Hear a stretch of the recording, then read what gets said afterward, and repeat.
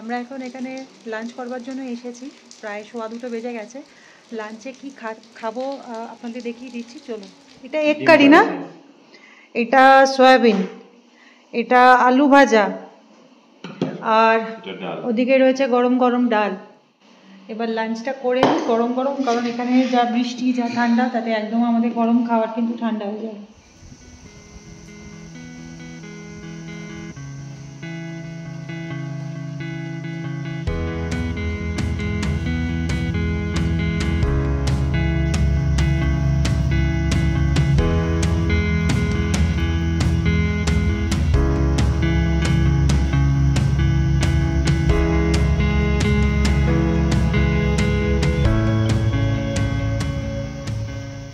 দুপুরে খাওয়া দাওয়ার পরে আমরা একটুখানি পায়চারি করতে বেরোলাম। বাইরে তো ননস্টপ বৃষ্টি পড়েই চলেছে, বৃষ্টির যেটা বলেছে আর কি ওয়েদার ফোরকাস্টে, তো সেরকমই চলছে।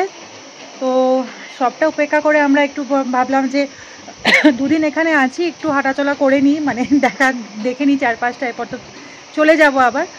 তো আমি আপনাদের বলেছিলাম যে এইটা বাইরের লোক পাবলিকদের জন্য বুক করার কোনো উপায় নেই, অপশান নেই, কিন্তু মোটামুটি যা খোঁজ নিলাম যে এটা কিন্তু বাইরের থেকেও বুকিং হয়, বাইরের লোকেরাও, সাধারণ মানুষরা বুক করতে পারবে। আর পার হেড যেরকম হোমস্টের ভাড়া হয়, পার হেড পার ডে 1,500 টাকা করে, 150 নয় 1,500 টাকা করে। আর রিসর্টটার নামই, মানে যেহেতু এটা বুক করা যাবে না তাই আগে আমি এটার নাম বলিনি, এটার নাম হচ্ছে বেদাঙ্গন, শিটংয়ের বেদাঙ্গন। আর আমি এখন দাঁড়িয়ে আছি এইটার যে ভিউ পয়েন্ট যেটা, সেখানটা দাঁড়িয়ে আছি। আমার এই যে এখানটা দিয়ে কিন্তু সামনে পুরো কাঞ্চনজঙ্ঘা দেখা যায়। আর এখন বৃষ্টি, পুরো চারপাশটা সাদা হয়ে আছে, এই যে পুরো মেঘে ঢেকে আছে চারপাশটা, কিছুই দেখা যাচ্ছে না। তো এটা হচ্ছে আমি যেখানে দাঁড়িয়েছি, সেটা হচ্ছে এখানকার ভিউ পয়েন্ট।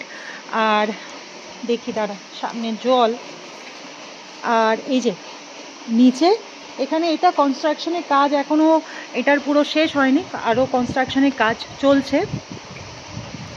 দাঁড়ান দেখাই, এই যে ব্যাপারটা হচ্ছে এরকম। আপনাদের দেখে মনে হতে পারে যে জিনিসটা অতটা হয়তো গোছানো নয়, কিন্তু এটা বলে রাখি যে এখানে কনস্ট্রাকশনের কাজ চলছে। আর লাঞ্চে আমরা কি খেলাম সেটা তো দেখিয়েই দিয়েছি। খাওয়ার দাওয়ারটা কীরকম সেটা বলে দিই। খাওয়ার দাওয়ারটা একদম অত্যন্ত ঘরোয়া খাবার দাবার, বেশ ভালোই খেলাম আমরা, আর সাফিসিয়েন্ট কোয়ান্টিটিতেই ওরা দিয়েছে। আর আমরা সন্ধেবেলা স্ন্যাক্সের জন্য চা আর ভেজ পকোড়ার কথা অলরেডি বলে দিয়েছি, সেটা ওরা দেবে সন্ধেবেলা।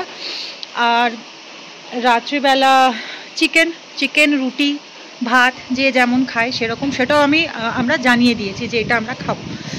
তো এই হচ্ছে ব্যাপার।